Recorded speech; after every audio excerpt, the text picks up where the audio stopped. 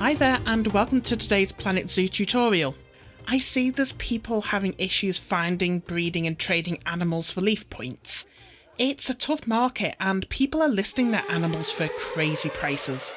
That unfortunately is how the world works. So what can you do? Well, it's like starting a job fresh out of college. You start at the bottom and work your way up. First thing, make sure you've got your franchise zoo set up right to be making money. You don't really want to be dealing with profit issues as well as dealing with the leaf situation. I've got a video out on how to do that. I'll leave a link at the end of this video to that one and you might find that useful as well. I also like to get all the diseases research out of the way early, since you can do that whilst letting your money tick up and then it's basically out of the way. So starting off you have 700 leaf points. That's not a lot, but the market moves quickly. With a bit of patience and refreshing the animal trading screen, you'll find animals come available eventually. The harsh reality is, it's rare to find good animals for a decent price, so starting out you're going to want to buy some of the cheaper species that are easy to breed and breed quickly. You don't want to waste those first leaf points on animals that aren't going to offer you a good return on your investment. The other option, your first animals, you don't even have to use the leaves. If you get your profit under control early game, you can pay whatever the asking price is for animals you like when they come up. The problem is, cash animals are much harder to come by. What you need to do to catch one, bring up the trading menu, then go to where it says price and click the button at the side. From here you can move this slider to filter by only cash listings. Set your maximum price and then press filter. Then just keep hitting refresh if nothing comes up and eventually some animals will appear. Bear in mind, you won't be able to trade these animals for leaf points, but you can trade their offspring. So pick animals that breed a lot.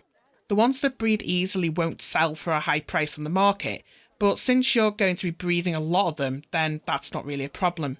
Pick animals with a long lifespan and you'll make more back. For example, the first animals I placed in my zoo were these Aldabra tortoises. Their genetics aren't great, but as you can see they've been having a lot of offspring. If I bring up the lady tortoise's stud book, you can see here, even with her terrible longevity genetics, she's living to a ripe old age and has produced 16 sets of babies for me. This gap here from adulthood to when she had her first pregnancy, this shows that these animals are the first generation of their kind in this zoo.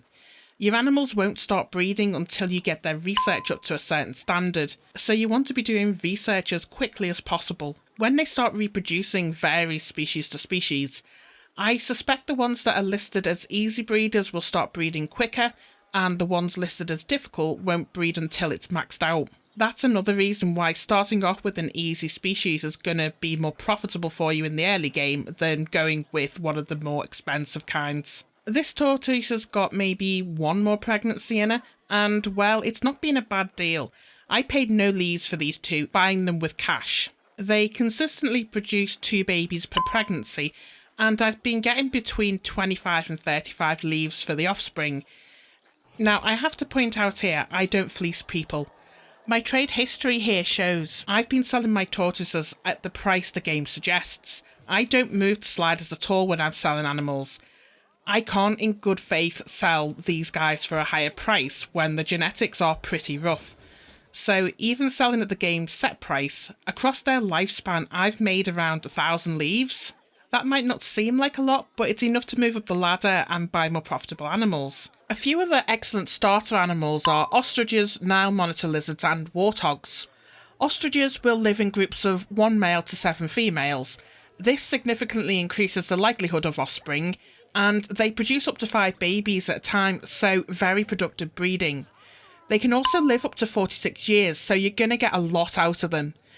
One problem with this is you'll get a lot of babies showing up sporadically, which it's kind of difficult to keep tabs on. Also, the males will fight when they mature. So to avoid this, I've set up 2 enclosures, one for the adults and a nursery for the offspring. I transfer babies over once they're born, then ship them off to the trade centre when they mature. I have the same setup for some Nile monitors and some warthogs. Monitor lizards are prolific breeders. They produce 2 to 10 babies per pregnancy, but they only live for around 15 years, so you'll be having to replace them more frequently than the ostriches. And they only live in groups of 3, so statistically less pregnancies in total. Warthogs will give 2 to 5 babies at a time. Warthogs will also live in a group of 1 male to 7 females like the ostriches. They live around 18 years, so it's a bit in between the two Nile monitors and the ostriches. Other good starter animals that I don't have here are the wild dogs and the peafowl. You can cram 4 male and 16 female peahens together, but for me, trying to manage that many animals just seems like a lot of work. So with this kind of setup where you've got maybe 3 or 4 enclosures, to make the leaf credits, the offspring with good genetics, I sell that in the trade centre. If it's got average or pretty bad genetics, apart from my tortoises, which were my starting animals, the other ones I'll just release to the wild because I'm producing so many of them. It's just, there's no point trying to sell all of them on the trade centre. I'd recommend saving the trade centre for animals with bronze, silver or gold tags. With this method, you'll basically gradually build up your leaf conservation credits to a point where you can afford the more popular animals. It is still a slow process, there's no getting around it, it is just going to go slow, but you will eventually get there. What I'd say is just breed as much as possible and then sell.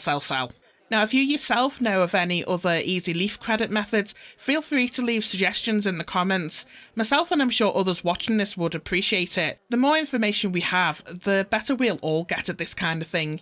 Like I mentioned earlier, there's a link coming up to my easy profit tutorial if you want some tips on making money.